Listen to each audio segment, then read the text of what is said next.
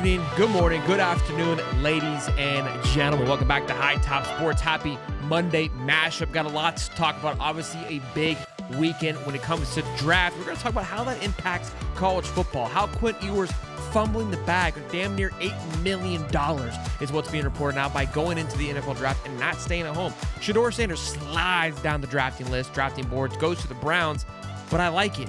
I think it might be best case scenario. We'll talk all about that. And then, of course, the SEC and Big Ten dominate when it comes to how many guys got recruited. Will this impact the transfer portal? Will guys kind of look at this and say, hey, let's take it a little extra money and let's go play for these conferences because, look, they send guys to the league. Glad to have you. Smash the like button, subscribe. This was brought to you by FOCO. Without further ado, introducing one of the co-hosts for the evening, the guy that crushed it all weekend long. Big board after big board hits, Cody, a.k.a. The Professor. Bush lattes at 8:30 in the morning. You got to love it. And, of course, Cowboy Ty looking fantastic as ever. Gentlemen, look at us recouping after a great weekend following the draft. It was one of my favorite draft weekends of all time. Actually was the favorite. It was awesome. I said it in our show last night. Just this was cool because we've seen these guys since the beginning. Like, think about Quinn Ewers. We followed this guy. This show made so much content off of him alongside Arch Manning, who will be coming out into the draft next year when they were first coming out of high school, and just the impact that they had. Quinn Ewers was our early start conversation for us because he had this like mullet. That's how long it's been. It feels like Quinn Ewers had the long blonde hair come out the back of his helmet. He was kind of that first NIL kid too. Goes to Ohio State just to collect a bag. Forgoes his senior year at high school. Hangs out at Ohio State for a year, gets $1 million. Then comes back to Texas for 3 years, and we're thinking this guy's going to be the next best thing since sliced bread, but 7th round draft pick, boys, not quite the move. But let's talk about how the SEC and Big Ten got it done with over 50% of the draft picks this weekend. Ty, I'm going to pass it to you. This was kind of your tee off here, and then we'll get going. Yeah, I mean, those two conferences dominated. It wasn't even close. I think they had 26 of the first round picks. And this is big moving forward because with all the transfer portal, you're allowed to kind of move wherever you want to go. So I'm wondering if like these kids that are in schools that are looking to transfer maybe want to decide just to go to those two conferences just because, hey, the ultimate end goal here is let's play college football. Let's get to the league. So if I was someone like that and I had the option to go play at one of these schools and develop myself a little better, I would definitely pick a SEC or Big Ten school over one of the Big 12 or the ACC schools. And this might just take these two conferences way and above the rest, which they already kind of are. And now it's just I think it might make it a little worse. Yeah, I think, look, I mean, the SEC and Big Ten, like you said, it's not like they've kind of came out of nowhere. I think kids are still going to go to other schools. I mean, that's just going to be the name of the game. But you got to wonder how much movement these guys did. I think some guys, their movement obviously paid dividends for them. A lot of the guys on the Florida Gators, Triquez Bridges, Elijah Badger, Cam Jackson, these are Graham Mertz. Those moves were monumental moves for those guys. Those are $1 million moves in the long term because all those guys got drafted. Elijah Badger signed after the fact, but I think he'll do great things at Kansas City. And so those are good movements. But then you got guys that handled their portal or their movement situation maybe not as solid as others or had drama that was associated with it. And you got to wonder how much that impacted it as well. But yeah, you got to think, man, like if you're having a conversation with the recruit and the kid's pushing money, it's like, look, dude, for Florida, let's just, because that's obviously what we know more of. They just pumped 7 guys into the NFL, and you got to think that team wasn't as dominant as last year. We weren't expected to have. I mean, when you're thinking about 7 guys going to the NFL, that's a big overhaul, right? You got to think, man, that's how do we overcome that? But Florida fans, we know we're not losing a lot because of how much youth played last year. So just showing that, hey, we pushed 7 guys in that, in all reality, didn't have a chance. And speaking, first punter to go for Florida as well too. Cody, what are your thoughts on this, Bubba? Yeah, it was pretty interesting. I mean, you saw obviously Ohio State rack up like 10 or 12 entries, but 14. that's what happens when you win 14. That's what happens when you win national championships, and so it's interesting. I think Ohio State recruits pretty well, so they will be able to kind of bounce back. And for Florida, kind of a down year, but it's here's the thing. Everybody can poke fun and make jokes, but Listen, 4 of those players are not going to the NFL draft if it's not for Florida, right? Triquez Bridges had no draft stock after coming out of Oregon, was wishy-washy there, couldn't get any start time. He kind of finds a home there. Graham Mertz had tanked his whatever draft stock that he had at Wisconsin. I mean, he should probably just walk over and give Billy like $500,000 for saving his career. He's going to be a valuable backup for a very, very long time to come. And then you look at guys like Big Cam, right? At Memphis, need to work on a lot of stuff. He was extremely raw when he got there. He ended up getting a call. And then Shamir DK, again, another player that had no draft stock at Wisconsin. Uh, he saves he saves his NFL career, and he's probably going to have a nice one where he went. And so, and then you look at Elijah Badger. Everybody's like, oh, well, Elijah didn't get drafted. Well, at 6 and 7 rounds, at that 6th and 7th round, it's cool to be drafted to get your name called. But here's the thing. Now he's a UDFA, which is kind of where you want to be if you're a 7th or a 6th round pick. One, you can make more money. Usually they give you a bigger signing bonus because it comes into a bidding war of these UDFA wide receivers. And 2, you get to pick your spot. And he picked Kansas City. And I think he's going to freaking thrive there. Good point. Yeah, you kind of get to find your home that you feel like, hey, I think that I can, if I'm going to take a chance, when you're going 6th, 7th, like you said, you're kind of on that bottom echelon anyways, where you're kind of fighting for your life regardless. There's a little more, I think, a little more guaranteed in your contract. They'll put a little more effort into you if you're drafted. But like you said, you get the bottom 7 going into 6, damn near the same at that point. So yeah, good point there. But look, I think more so conference-wise, I think it's coaching-wise. Where can I go to be developed the best? And ideally, right, the better coaches are ending up obviously in these 2 big conferences. So we'll see. You're still gonna have your kids that are chasing certain bags and certain things. North Carolina has been making a lot of noise here recently, but look, they've got Bill Belichick, so in a way, they're kind of pushing that development noise for sure. I would believe outside of just pushing the bag, where someone like a Miami, look, Cam Ward obviously goes on and does some great things, but I feel like in the grand scheme of things, they kind of had a lackluster performance in the draft, given how well they were last year, given Cam Ward. Let me see how many they ended up having. I think ACC 3, I think 7. They had 7. So same as 7. Florida. That's 7. Yeah, I know Restrepo didn't get signed. Yeah, he did not get He ended up drafted. going. I think he went to Yeah, Falcons, didn't he? Titans. Titans. Titans. Yeah, Okay. sign with Who the went to? Titans. Somebody Yeah. went to the Falcons that was important, but I can't think. Oh, maybe it was Nick Nash. I was thinking about. He went to the Did Titans. Isaiah Bond Or ever get signed? Falcons. Yeah, he signed, but I don't remember where. Crazy, man. I I don't think that know he where. left Alabama to go to now. There, look, this is where the portal can hurt you, right? You go from Alabama to Texas to think you're going to improve your draft stock, and it in fact doesn't improve it. So I think, look, ultimately what it'll do too is that, hey, think about your decision before going into the portal. Slow down a little bit. Make sure you're chasing the right thing, not necessarily conference, right? But chase the right thing, because there's guys that that went high that didn't necessarily play in these two. Again, Cam Ward was the first pick overall. He went to the ACC. So the situation was better suited for him outside of the conference. But good stuff. Yeah, it's a good point. You were talking about undrafted free agency, and I think honestly, once you get to the 6th and 7th round, being undrafted is not the end of the world. I think of a guy. He was a Division II quarterback, and his name was Tyson Bagent. It was a couple years ago, and he was undrafted. Signed with the Bears and ended up becoming their backup quarterback as an undrafted free agent because he got the pick where he went, and he felt like that was the best situation for him. So I actually would rather be undrafted in that situation because I know I'm getting a call and I get to pick and choose, and we're good to go. So I think those are very important factors also.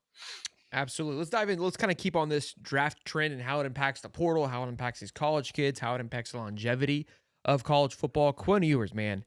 I mean, if Shador Sanders doesn't have the big slide, he is the story of the weekend. And that just kind of shows how, I would say, electric, maybe that's not the best word for it, but just entertaining it was. I was thinking about this too, man. I go, the WWE, people love it. I've never been a fan of it. I get people like it. It's just modern day drama, real world TV. And I was like, they have to write and create stories that the NFL just falls into. Like, what you saw this weekend was a perfect WWE just script. Like, complete madness. You got Mel Kiper losing his hair. We've got coaches losing their hair. We got prank calls. That thing's blown up to a whole thing That's that I nuts. wild. It's coming down to it was the DC's son for the Atlanta Son, Falcons. Could he yeah. be losing his job? Like, I mean, dude, we're like, you can't script this kind of stuff, like this kind of madness. But anyways, Quinn Ewers uh, ends up going seventh. And we know that him and Carson Beck really found themselves in a very familiar situation. The only difference I would say is that Beck gets injured in the big time game where Quinn just performs and looks like shit. It would have been better off getting injured because then you're more likely to stay. And the offers that we heard were 4, 5, 6. We are now hearing that Carson Beck got 6. I think we can both all agree that Quinn would have probably got a little bit more given the fact that he wasn't injured. Playing from Texas, had a lot more upside coming out of high school. So you're telling me he would have got $6 million plus another year to sharpen his craft, plus another year to, like we just talked about, maybe go to a quarterback coach or a school that can develop him a little bit more than what Sark has not done to this point, because he hadn't really shown us to be that guy. Again, when he comes out of high school, being the number one perfect recruit, only 3 of those in the ever of all time. It's Quinn, Vince Young, and Arch Manning, and you're kind of falling on a ledge here. That's a massive fall from grace. And now he's at Miami, which I don't hate. I think they need a quarterback. Not the worst place to be, but I mean, look, I think massive fumble of the bag here, even with the quarterback class being what it's going to be next year.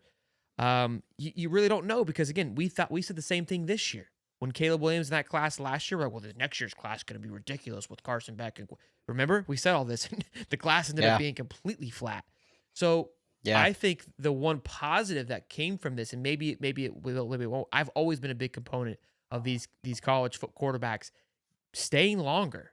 It's beneficial to stay longer. The money is there, which is even more reason to stay, and you're just going to go and get burned. And I also think there's a component of this too. The draft, we saw it. It's not just these guys weren't as good. They weren't as good, but they weren't game changers, and there's a big shift. We've gone over the last 3 years where the damn near 75% of the NFL was trying to find the next generation of quarterbacks, because we had our generation, the Toms, the Drews, the Big Bens, the Aaron Rodgers. Those guys are slowly being shifted out, who had managed a spot for over 2 decades, essentially. So now all these teams have been trying to play catch up and trying to find that next guy, and then you've got to transition in quarterbacks from the style of quarterback that's changing as well. So all of a sudden now you're looking, a lot of these guys are pretty comfortable with their quarterbacks, and a lot of teams are really elevating themselves. Now, these guys can still fall off, don't get it twisted, but timing's everything too. And I think Quinn and these guys came into a year that teams just invested a shit ton of money in picks on their quarterback from the last 2 years that are supposed to be the guy. And so that's why we saw a slide as well too this year. But Tyler, you go, then Cody. Yeah, I mean, Quinn falling off wasn't like a huge surprise to me. I mean, I think he was projected like a 5th round pick. I mean, as the year went on, he just continued to play. To me, he just played worse and worse. I thought for sure that he was going to transfer to North Carolina and be the coach for Bill Belichick. That was the thing that I had in mind as his draft stock continued to fall, because he just didn't put anything good on film all last season. Like, he just continued to struggle. He struggled in the big games, even not in the big games. He looked like he had happy feet. He didn't look like he was reading the defense that well. I wasn't like, I'm more shocked that he didn't stay and go to a different school, because he couldn't stay at Texas. Arch was taking over no matter what. So I was more shocked that he decided to come out than him falling. Uh, at first I even said that I was like, I would consider Quinn Ewers, but as I watched him throughout the season, he was not the player that I thought he was, and I kept seeing him fall. And once again, it didn't surprise me one bit, because first of all, a lot of teams didn't need a quarterback. I mean, we saw 5 go off in the first round last year that needed quarterbacks, and then everyone kind of found their quarterback. So like, that was another reason why the quarterback position fell a lot this year. You were looking for more of a backup quarterback than you were a starting quarterback. So that's another big factor that no one was talking about also. And you got to wonder too, man. I mean, who's advising this kid or these kids in general? Like, these things need to be taken into consideration too. These part-time agents that are really, and I say part-time agents, the guys that are the agents, a lot of the agents, there's some great ones and there's some really bad ones that are functioning. I don't know who advised him that it was best to go, but how do you not get a good read or a good feel that out of this quarterback class, did you really think that you were better than Dylan Gabriel, Tyler Shaw? No shot. I mean, there was a lot of buzz there towards the end there. obviously Shador, Will Howard. I mean, Will Howard just won a national championship, Cat. Dylan Gabriel possesses everything that we've talked this past 2 days, the athletic ability, the mobility, the arm. Like, Quinn, you have none of these things. You have everything. We talked about Shador lacking things. Quinn, you've lack all of it. Like, what are we talking about here? So, Cody? Well, yeah, his agent should have called me, and I would have told him, you're ninth on the Hightop big board. That's not very good, bud. You should probably go to Syracuse or Tennessee, or I could think of 15 schools that could have used him. Now, would he got $6 million? I don't know, probably not. But you could have went to Syracuse or IU, or all these schools that lost quarterbacks. Georgia could have went. Probably could have went to Georgia. Ooh. It's like. The problem is there's too many freaking yes man in this world, and everybody was pumping him up. His agent had a false read. If they would have called me, I would have said, look, I would probably transfer because you're 9 on the Hightop big board, and the Hightop big board does not lie. I'm shocked. I don't know what they were thinking, Cody. That's unbelievable. They didn't call the prof here. Well, you listen to Mel Kiper, or are you going to listen to the prof? I don't know. What do you want? Both were losing it on Sunday for different reasons. Let's talk about why Mel Kiper was losing it, as was Cody for other reasons as well, too. Shador Sanders ends up with the Browns, and I thought long and hard about it. And look, when I'm thinking, and even Coach Bryman, he's getting called out for it, tweeted like 5 years ago, like, if I was a quarterback, I wouldn't want to go there. And he's right. You wouldn't want to go there. It's in shambles. And I said that too. I said, look, I didn't want Travis Hunter to go there. Like, it's just a place that you just go and disappear on. Now, Baker was able to resurge his career, and people have success. Let's not get it twisted, but not quarterbacks. They never have success. So what do the Cleveland Browns go and do? They hurt us. They go, we don't have success, so we're going to just get 5 of them. And one of them are bound to work out. Here's why I think this is the perfect situation for Shador Sanders here. Deshaun's not going to play this year, so they're really on 4 quarterbacks. Guy just blew his Achilles in January. If he does play, it's late at the end. By that time, Shador has an opportunity to make himself the guy. So Deshaun's not in this. We've got 4 quarterbacks that we're going up against. The reason why I say I like this is because he was in a dangerous spot where he could have landed at a team that has a very solidified guy, and maybe even a second solidified second guy, and he's fighting to stay in that third, maybe second, to stay on that roster just because of how far he had fallen, right? And then if he would have been drafted early, all the pressure is on him to be successful, which isn't the worst thing in the world, but because, like Anthony, they're at least invested in you, they'll give you the tire. Like Titans with Cam Ward, they'll give you the time. He's at a place now where he's got to earn it. You talk the talk. You said you're the best. Well, you're going up against Dylan Gabriel, who you believe you're better than him. He got drafted before you, but you believe you're better than him. That's your first competition. Your second competition is Joe Flacco, who's 95 years old. Joe Flacco came in and had certain sparks, but in reality, once it kind of week to week, he fell off. He ended up losing his job back to Anthony Richardson. So should be an easy one to beat. Third one is Kenny Pickett. His hands can't even hold a football. He's got to hold it like this to throw it. So you should be fine there. Okay, I know he's drafted first round, but he has probably the best experience out of that room. But you're fine. Then, of course, Dylan Gabriel, then you.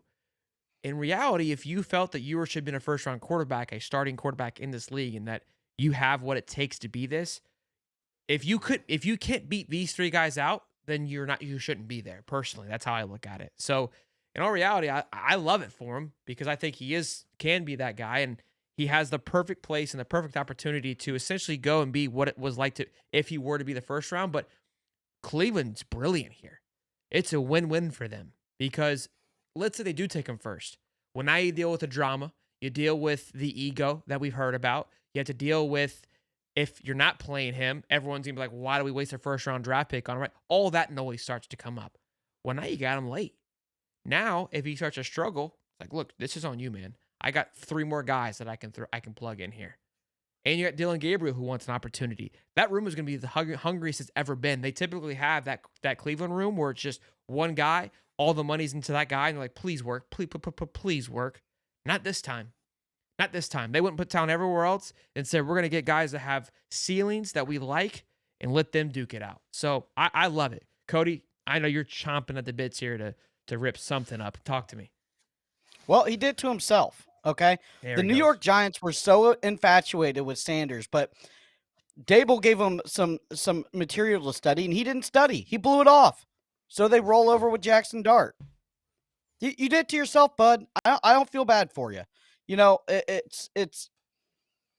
I hope it humbles him. I hope he has a good career.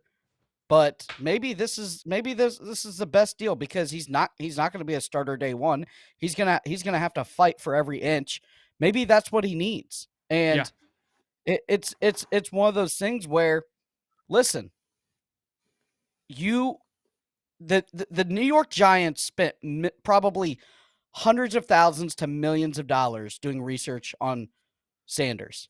They ask you to learn this material of a fake playbook, and you can't even do that. Let alone you're arrogant and uncoachable and don't want to do any of the other interviews. So it's like, what are you doing? You're You still don't mad get to about pick it. and choose. You're still fired about This it. is the Okay. NFL. Look, This is the NFL, baby. You're look, not bigger than the NFL. and a lot of people are saying that. I agree. I think that was where there's a learning opportunity here, which is I think all young men and these guys in this situation have to happen. So look, I think everyone got their place. Everyone's happy with where they're at. So I love it. Ty, what are your thoughts, Bubba? Yeah, I mean, I had texted someone and I expect Sanders to fall out of the first round. I expected to see that. Did not expect to see the fall that he had. Obviously, there was leadership issues. People were worried. I think him not performing in the combine hurt him. I think him not performing on his pro day hurt him. I think him doing nothing prior to the draft, just thinking that he was going to be a first round pick, it definitely threw a lot of teams off. They probably threw him off the board because that is not what you want to see. You want to see a guy in there that wants to come in, he wants to learn, and he's going to show you that he's going to be a leader. I think this was a leadership issue. Now, do I think the Cleveland Browns are probably the best place for him to have a chance to play? I do. Do I think it's the worst thing that could have happened to him? I also kind of do that too, because there has not been a good quarterback in Cleveland that I can even remember. Maybe Bernie Kosar back in the 80s is the last guy I can remember that was any good at Cleveland. It feels like that's where quarterbacks go to die. Uh, I It's hope that that's not what it Well, is, and I hope that he finds his way. But he's got to earn. He's going to have to earn the respect of that locker room because these guys are pros, and these guys are not going to take you shit. I can tell you, I'm just not going to take it. Uh, they're going to. Hopefully, it humbles him real quick. He's got a lot to learn. So, but Cleveland won the draft with this pick because he's got first round upside. But if you pick him in the fifth and nothing happens, like nobody cares. So Browns can't really lose this pick. Yeah, that's what I was saying. I think I mean, it wins for everybody because the reason why it's a shitty place to land, being in Cleveland, because of all those things you just said, it forces you to outwork all those things. It forces you to dig deep and find a thing. Ryan Clark said it best. You got to be able to go into a room and lead a room of fathers. And like that is where I think people kind of they hear about leaders and even kids don't truly understand. Like you're leading a group of men that have kids. The way that you view things is much differently when you have a kid. So you can't go in there kind of floating around. I'm just here to play some football and sling it.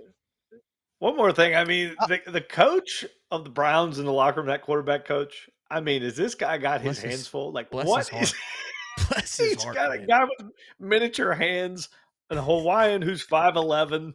He's got he's got a guy who can't stay on massage parlors. He's got He's got he's got a a guy. nursing He's home. got a cocky guy. He's got a guy in the nursing home. I mean, what is he gonna do? I mean, talk about flavor, well, flavor. I'll tell you this: Uh, if Shador does not work at the Browns, I don't think it's the end of the story. Um, I think he can easily, because he's got a cheap rookie contract. I think he can easily say Well, he it's a fizzes win. out. He'll go It's to a one win of the everywhere. Someone will yeah. take He'll another go to chance on him. one of these quarterback rehab camps is what I call it. There's only 3 in the nation. It's Shanahan, it's KOC up in Minnesota, and it's McVay. They're the quarterback rehab camps.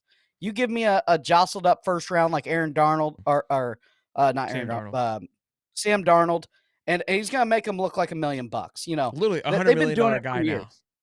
He's Yeah. $100 million guy now. Kirk Okay, Cousins he's gonna was what $300 million? Yeah, the guy gets people yeah. paid for sure. Yeah, Yeah. I agree. Okay. So I think that even if he fizzles out at the Browns and they cut him, one of those 3 guys are going to pick him up. He's That's talented.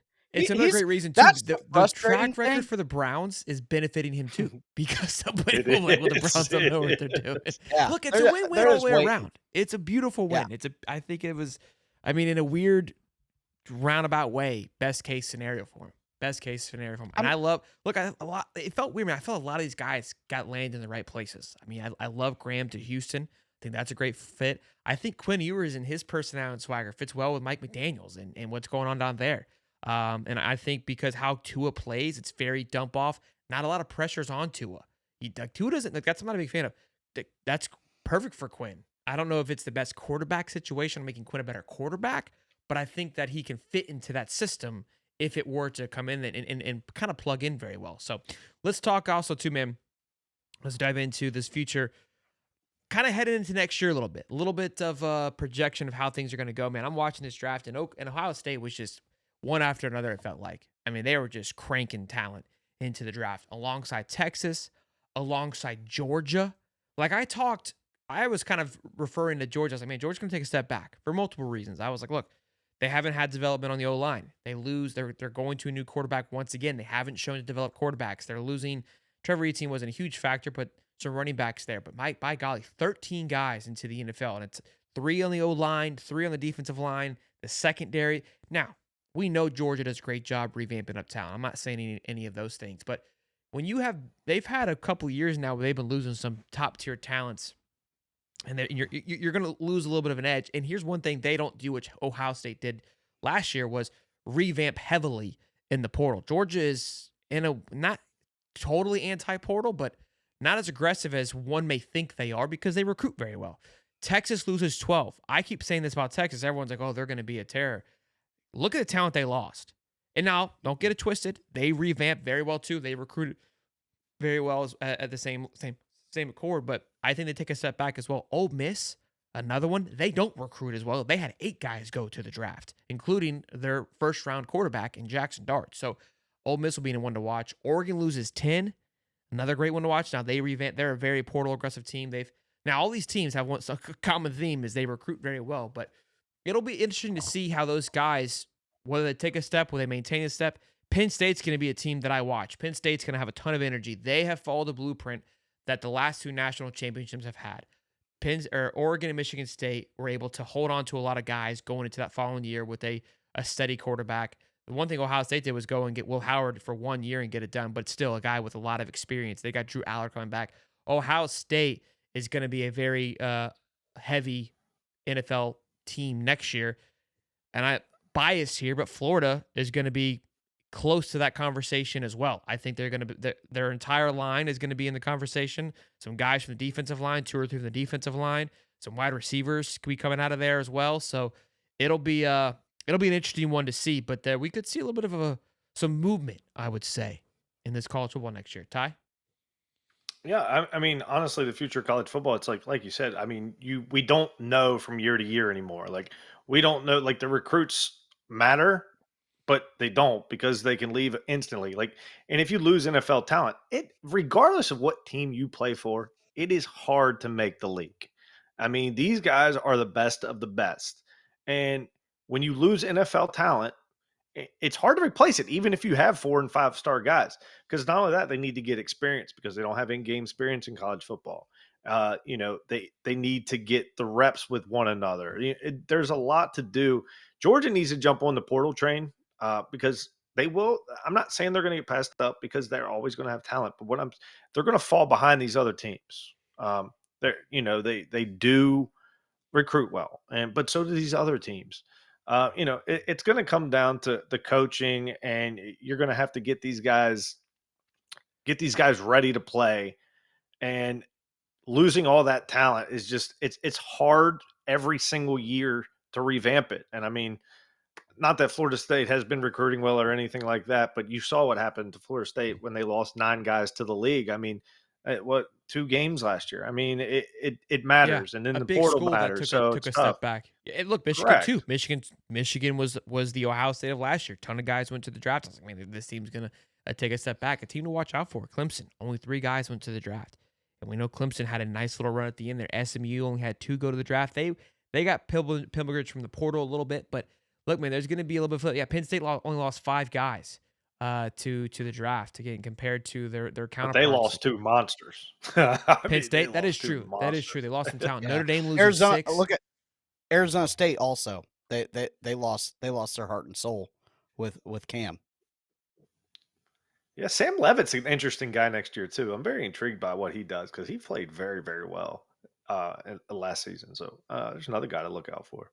Yeah, look, these guys always and the team, and again, always to keep in mind too is Alabama. How they sent 7 guys in, but it was a quiet 7. It felt like, right? It's a new era of Bama football. I think people are going to be high on them. How they're going to move. So look, college football is always exciting. There's always something to talk about, but we'll see how this rotation, again, the portal allows for you to maintain that success like it hasn't in the past. But a lot of these teams, I don't feel like even Ohio State wasn't very aggressive as they have been in the portal the last couple of years. But it's going to be a blast either way. We always love talking about it. Let's get to our draft winners here with Cody. And again, we always talk college football, but I think it's fun to see because this is kind of the last little, I would say, connection with college football is, which team did well because they utilize these players. Cody? Yeah, let's go ahead. Atlanta Falcons, go ahead, clap it up because you guys did work. Usually, you're not a very good drafting team, right? You've whiffed on a lot of them. Congratulations, though. A+ from Hightop Sports Big Board. You guys absolutely killed it with your picks. They all made sense for once, and I loved it. Number 2, it's kind of a toss-up. Houston Texans. Another team that did very, very good. A team that is a playoff caliber team, and they need a couple pieces, and they went out and got it. And then number 3, I had it tied between them and the Eagles, Baltimore and the Eagles. It just felt like guys just dropping to them, right? It just felt like guys that seemed Baltimore-ish defensively just dropped right in their lap, like it happens year after year after year. So, not that you did anything special, but waited it out, didn't get cold feet, and you took some serious talent, especially in the edge rusher for Marshall. People talk about, they're lucky, and just in life, you'll hear people say, oh, this person is lucky. It's not about being lucky. It's about being ready for opportunity. It's about being prepared, right? Then within a little bit of luck happens. These guys they don't just fall to you. They're able to fall to you because of what you've done in the last couple of years. So you're able to be in a place where you can be aggressive, where you can get the guy, or you can take what you want because you're not having to take what you need. And when you're taking what you want versus what you need, then you're lucky. Then you're eaten up with the draft. The Houstons, I love Houston because I think they did the reason why you have Baltimore and the Eagles up there because it felt like they were just getting what they needed to continue to grow on their dominance from last year. Houston, being a playoff team in the last 2 years, needs a few more pieces. It looks like and it feels like they added those few more pieces. Like they still had some more holes than those other teams, so they still need probably some areas to grow on. But it all depends on what CJ Stroud does, the step that he takes. And if he takes a big step, then those guys will be rock and rolling. Yeah, the Eagles, look, I think I don't know if they're the best, but I think they didn't blunder. Yeah. When you only draft Alabama and Georgia kids, you're bound to do okay. Did you see the board?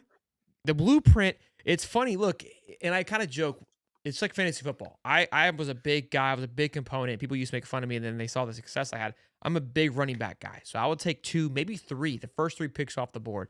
You start a trend. People think it's crazy when you're doing it, and then you have success with it. Now what sucks is everyone goes running back heavy, and I have to learn to evolve. Smartest guy in the room, it's easy to do that.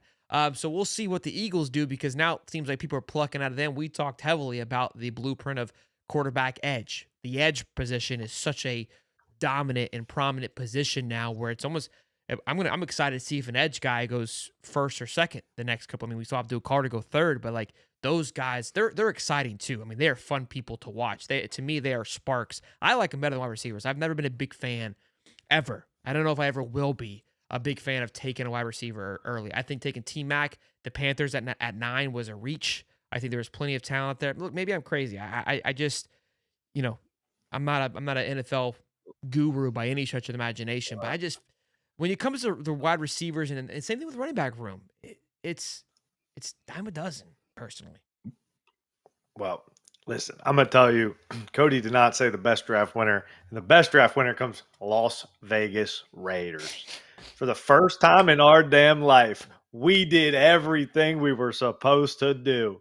It's They about did do time. well. We got a regiment in there that knew what the hell they were doing.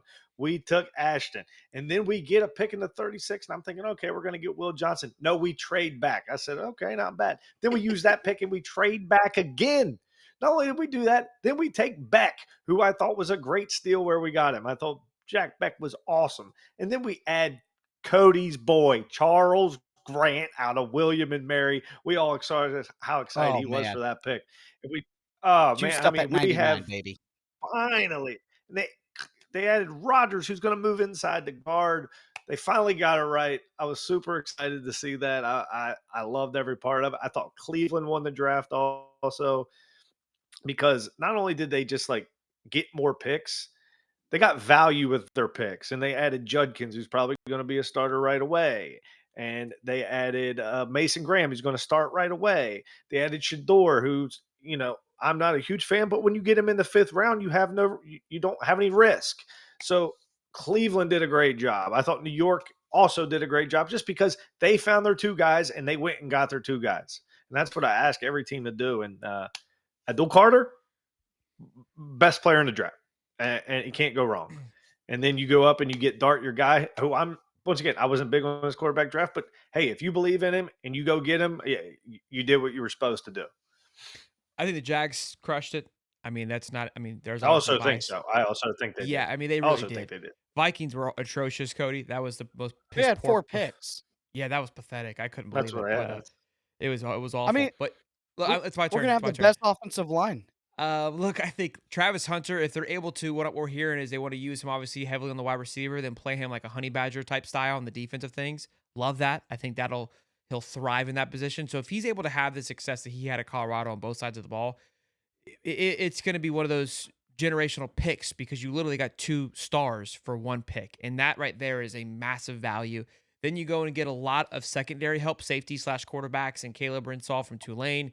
You add the DB Lane from Navy. They signed a couple DBs as well, which that was a big component. And of course, Travis as well is a DB. The West Virginia kid, Wyatt Mullum, the 6 foot, Great, 7 or great 8, pick. just Great monster. pick. That was a big thing last year. Great Trevor pick. Lawrence is fighting for his life. You add the fastest running back in the draft as well from Virginia Tech, the Michelle Tootin kid. And I look, along with the running back they already have with Etienne and Banks, I think and look, what's important about that is keep in mind Cohen. He likes who's the quarterback at Tampa right now. The kid that just explodes out of a rocket from Bake. Oregon. The running back. Oh, you talking about Bucky? Bucky Irving. Very Bucky? similar to Yeah, that, Bucky. right? Just shoots out of a cannon. So fits the guy they're looking for. They get some more linebacker help as well. Look, and another center as well from USC. So I think they did a great job. I was happy with it. A lot of teams did well. There was probably a handful that kind of laid an egg. They actually had Falcons at C, which look, grades are kind of whatever. I don't agree. I agree. I think they got a lot of key pieces that they needed. There may have been some areas they did not address weapon wise. I think They they just probably had so many holes. yeah, that's hard. That's what I'm saying. It's hard to kind of give a grade. And again, the Vikings get a C, right? Like you said, they had 4 picks. They did a lot of their work through trade. So Yeah. that's where the grade sometimes it's hard to kind of take those things into consideration. Where when you're sitting in a good place, you're able to have a good draft because you're able to be a little more aggressive with it. But I love what the Uh, Jags did. I do worry about Travis Hunter, and because this is the NFL. This isn't college football. So like your durability is very, very key and very important. And playing both sides of the ball, man, you just you add double injury possibilities, I and just it's harder to play hurt. I don't disagree with you, but if there's somebody that I would like personality wise, mentality wise, that's the kid that Oh, you I want. love him. Yeah, he's I just a love him. I football think guy. he's He awesome. just wants to play football, and if he sucks, he'll do everything he can to be better versus point the Correct. finger. So that's what I love about it. It's a chance you got to go do. It's a risk I you got to agree. take I on think that. they did the right, especially when you're a I, you new regimen. When you're a new regimen and you make moves that get people excited about football. That's what they're looking for. So it got everybody excited. So I think that's great. Fires the team Go up ahead, too. Cody. I'm sorry. It'll translate. he's gonna sell a lot of jerseys too. That's a big thing. Look, and the people said they're selling tickets. I think they're going to sell tickets and jerseys regardless. But yeah, I think that's when Trevor Lawrence was signed. You know, obviously you're a big time quarterback. When ETN was signed, you haven't really. I think last year was an offensive line was the first pick, right? So that's not very flashy. You're not selling offensive line tickets. You're selling Travis Hunter tickets. You're selling a two-way player like nobody's business. So yeah, that thing will sell like hotcakes. You're right. But the boys, another great show, another great Monday mashup. We hope you guys enjoyed this show. As always, brought to you by Foco. You know what to do. Smash the like button, subscribe. Give us your thoughts, your comments, bash us on our grades, what you think about all of this. I don't have to tell you, you're probably already doing it, but we'd like to remind you in case you forgot. Until next time, boys and girls, we'll see you guys sooner rather than later tonight live at 8:05 with the champ himself. Working on getting Cam Jackson on to see if he wants to come talk about his draft experience. We want to be able to recap that. Wednesday show is going to be a banger. Got some awesome guests for that one, so don't go anywhere. Turn the bell on. You don't want to miss it. Till next time, I'm Shelton, Ty, the Prof. Peace and love, baby.